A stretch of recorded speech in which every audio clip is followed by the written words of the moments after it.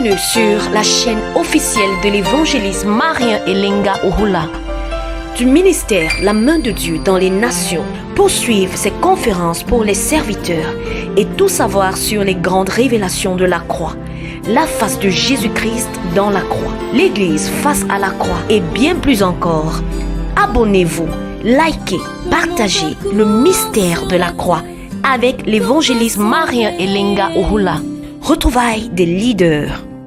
Le soleil se couche, ça c'est la vérité. Mais le soleil qui ne couche pas, qui est un point fixe, en réalité c'est la terre qui tourne. Quand la terre est en face du soleil, les eaux sont derrière. Quand la terre se révèle pour tourner, les eaux sont en face du soleil. Voilà la chute d'Israël et le relèvement des nations. Si Israël n'avait pas perdu la voie, les nations ne verraient pas face au Seigneur. Parce que les nations sont le dos d'Israël. Alléluia. Le soleil est fixe. La terre tourne autour du soleil et autour d'elle-même. Cette vérité te donne parce que toutes les vérités sont parallèles. Alléluia. Voilà pour nous enseigner à aller de la nature à la réalité. Tu comprendras que la Bible, Moïse a donné 10 commandements. Et les 10 commandements étaient écrits sur les 2 tablettes. La loi des 3-7, les 2 tablettes. Quand Jésus vient, Jésus résume les 10 commandements en 2 commandements. C'est les 2 tablettes de Moïse. Aimer Dieu et aimer ton prochain. Mais quand tu verras le mouvement géographique de la terre, c'est autour du soleil. Autour du soleil, c'est l'homme qui doit aimer Dieu. Autour d'elle-même, c'est l'homme qui doit aimer son prochain. Alléluia. Ça, ce sont les 2 mouvements de la terre. Donc, Israël, en tant que terre, il avait les nations derrière son dos. Donc, quand le soleil s'est couché, ce n'était pas le soleil qui s'est déplacé. C'était quoi? Le globe qui tournait. Parce que l'homme est un phénomène appelé au changement. Donc là, Israël tourne. Il donne le dos à l'Éternel et le dos d'Israël, ce sont les nations. Voilà, je dis à ceux parfois qui partent en Israël pour aller chercher Dieu, vous n'allez pas trouver Dieu en Israël. Dieu, en ce moment, n'est pas en Israël. Nous avons expliqué ça dans nos interventions prochaines. Dieu est dans le séjour des morts. Alléluia. Et le séjour des morts, ce sont les autres nations en dehors d'Israël. Dieu n'est pas en Israël. En ce moment, Israël est dans la perdition. Et ce sont les nations qui sont face à l'Éternel. Mais la Bible dit, au temps de la confusion, je poserai une pierre dans Sion. Alléluia. C'est donc.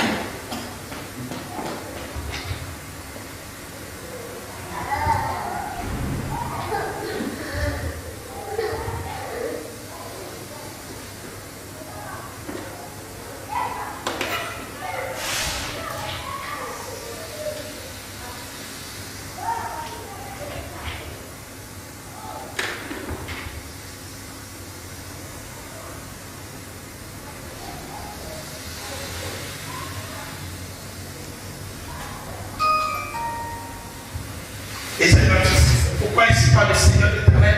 Voici j'ai mis pour fondement en Sion une pierre couvrée, une pierre angulaire, de prix solidement posée. Celui qui la prendra pour l'appui n'aura pas hâte de fuir. Alléluia. Il y a un verset qui parle autour de la confusion. Ça y est, on dit Amen.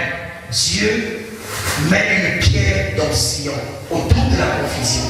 Quand le soleil se couche, il y avait une pierre. Jacob, l'homme du Seigneur, il était à Luz. Or, Luz veut dire quoi? La lumière. Alléluia. La lumière, c'est-à-dire la révélation. Donc, quand il arrive à Luz, dans la révélation, dès qu'il y avait obscurité, il a vu la pierre. Alléluia. Qui était là. Et Jacob n'a pas tardé. Il a fait de cette pierre son chevet. En tombant, sur cette pierre. Dans la nuit, Jacob eut un songe. Il a vu le chef. Et Jacob, les anges montaient et descendaient. Et Dieu à côté de lui. Quand Jacob s'est levé, le lendemain, Jacob comprend que cette pierre, dans cette pierre, il y a Dieu. Ce n'est pas n'importe quelle pierre. Jacob prend la décision de dresser cette pierre en terre. Quand il est passé là, si quelqu'un passe par ce chemin, qu'il comprenne qu'il y a eu quelqu'un qui est passé, qui a rencontré cette pierre, et il a rendu témoignage que Dieu est là.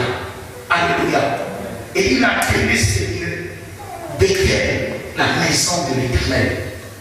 Alléluia. Donc bien aimé, Jacob est passé. Maintenant, de cette histoire, nous allons comprendre la nationalité véritable de Jésus. Alléluia. Cette pierre que toi tu vois, Jacob a fait de ça son chemin. Et Jacob a vu la gloire. Je me souviens de l'histoire de Nathanaël et Philippe. Philippe, après avoir croisé Jésus, il a compris que je suis sauvé pour sauver. Il a compris que je dois être un canal. Alléluia. Il est allé vers Nathanaël, un docteur de la loi. Il a dit Nathanaël, celui-là que les prophètes ont prophétisé, celui-là que Moïse a parlé. Nous l'avions eu la chance de le voir, la place de le voir. Nathanaël, toi tu es resté longtemps dans les synagogues, dans les temples, en train d'enseigner depuis début la loi. Nathanaël, sache que celui-là que Moïse a promis, il est là. Nous l'avons vu. Nathanaël lui demande, ah, il est là, vous l'avez vu, mais c'est qui alors? Il dit Jésus-Christ de Nazareth. Or, Nathanaël, quand il répondait, il était sous le figuier. Il dit Jésus-Christ de Nazareth. Nathanaël, en tant qu'intellectuel juif, est sous le figuier. Parce que le figuier, c'est la position de l'homme après la chute. Alléluia. C'est-à-dire, quand on parle de l'homme sous le figuier, selon les juifs, c'est une expression pour dire l'homme à l'intelligence charnelle. Alléluia. L'homme animal, l'homme après la chute. L'homme animal, l'homme qui ne discerne pas les choses de l'esprit. Alléluia. Donc, bien aimé le Seigneur, il dit Jésus, fils, Jésus de Nazareth. Nathanaël a commencé à fouiller dans son bagage intellectuel. Selon la chair, Nathanaël a compris qu'à Nazareth, il ne peut venir quelque chose du monde. Moi, je connais Bethléem. Si au moins tu avais dit Jésus de Bethléem, ou là au Seigneur. Moi, je connais Jérusalem, la capitale du grand roi. Moi, je connais Silo. Moi, je connais Giga. Moi, je connais toutes ces villes historiques et les grandes villes d'Israël. Mais Nathanaël n'a pas de référence prophétique. Donc, le Fils de l'homme ne peut venir de Nazareth. Mais il oublie que le Bethléem, c'était seulement sa naissance. Même Marie et Joseph n'habitaient pas à Bethléem. La visitation de l'ange, ce n'était pas à Bethléem, c'était à Nazareth. Autant que le pain, parce que Bethléem veut dire Bethléem, la maison du pain. Le pain est sorti de là, de la boulangerie. Le pain sort de la boulangerie, mais le pain ne se mange pas à la boulangerie. Alléluia. Donc Jésus, après avoir sorti de Bethléem, Jésus devait entrer dans le ministère. Mais il n'y a pas de ministère de Jésus sans Nazareth. Alléluia. Même si Nazareth n'avait pas de référence prophétique, mais le ministère de Jésus dépendait de Nazareth. Nathanaël a fouillé la dit non. Or Nazareth est d'abord un mot en hébreu qui vient du mot nazi ou Naza, qui veut dire séparé. C'est un mot familier avec Nazaréen. Alléluia. Quand on parle de Nazareth, on parle du consacré, de celui-là qui est séparé, celui-là qui est consacré. Alléluia. Donc quand Jésus s'appelait Jésus de Nazareth, ce n'était que celui-là qui était consacré à Dieu. Or, le ministère pour se révéler, il demande d'abord la consécration. Alléluia. Donc Nazareth, premièrement, la consécration. Deuxièmement, Nazareth de l'hébreu vient du mot Netzer. Netzer qui veut dire quoi? Un rejeton. Voilà là où Nathanaël est tombé. Parce que Nazareth veut dire rejeton. Quand on fait tomber là, il y a des petites fleurs qui sortent. On appelle ça des rejetons. Quand le bananier fait sortir ses petits, on appelle les rejetons. Mais Nathanaël a dit, est-ce que les Nazareth peuvent venir quelque chose de bon? C'est-à-dire les Nazareth, d'un rejeton, on ne peut pas trouver de fruits. Alléluia. Oh, Nathanaël avait la loi, mais il n'avait pas la révélation. Pourquoi Jésus devait être un médecin, un rejeton? Parce qu'il était l'héritier du trône. David était le roi. David est mort.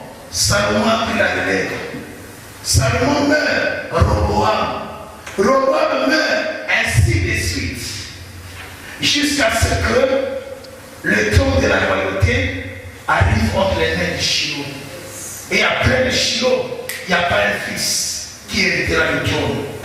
Voilà, il a été typifié à un médecin pour annoncer à ceux qui sont éclairés que je clôture la royauté de mon père David. Alléluia. Donc Jésus est venu clôturer la royauté au tant que Nazaréen. Non seulement en tant que Nazaréen, il est venu se clôturer non seulement la royauté, mais aussi qui est le sacerdoce. Alléluia. Après avoir été établi comme étant sacrificateur, selon non pas l'ordre aronique qui est lié au sang, à la chair, mais selon l'ordre de Melchisédek, après lui, il n'y aura pas un autre sacrificateur. Il est venu clôturer. Voilà, ça s'appelait Nazareth. Mais Nathanaël n'avait pas cette connaissance. Mais Philippe lui dit, Nathanaël, viens les voir. Alléluia. Il fallait que Nathanaël quitte le figuier, le rosement de la chair. Quand il arrive, Jésus prophétise sur lui. Il a dit, oh, même si ma connaissance me dit que ce n'est pas lui, mais je comprends que c'est lui. Il dit, oh mon Seigneur, tu es le Fils de Dieu, le roi d'Israël. Jésus a dit, Nathanaël, c'est encore peu ce que tu as vu. Je suis plus grand par rapport à ce que toi tu vois maintenant. Alléluia. Fils de Dieu, c'est vrai. Mais roi d'Israël, non. Je ne suis pas seulement roi d'Israël. Mais il arrivera un moment où tu verras les anges de Dieu monter et descendre sur le Fils de l'homme. Nathanaël s'adresse sur le Fils de David, mais Jésus va au-delà pour lui dire que je suis le Fils de l'homme. Parce que le Fils de David, c'est le roi d'Israël. Mais le Fils de l'homme, son règne est lié à l'humanité tout entière. Alléluia. Voilà quand tu lis l'écriture de Luc, quand on veut donner sa généalogie en tant que fille de l'homme, on commence par Adam. C'est là que Jésus est notre frère. Alléluia. Donc, tu verras les anges monter et descendre. Alléluia. Et quand tu vérifies ce que Jésus avait dit, tu retombes sous les chaînes de Jacob. Alléluia. Donc il a vu la gloire.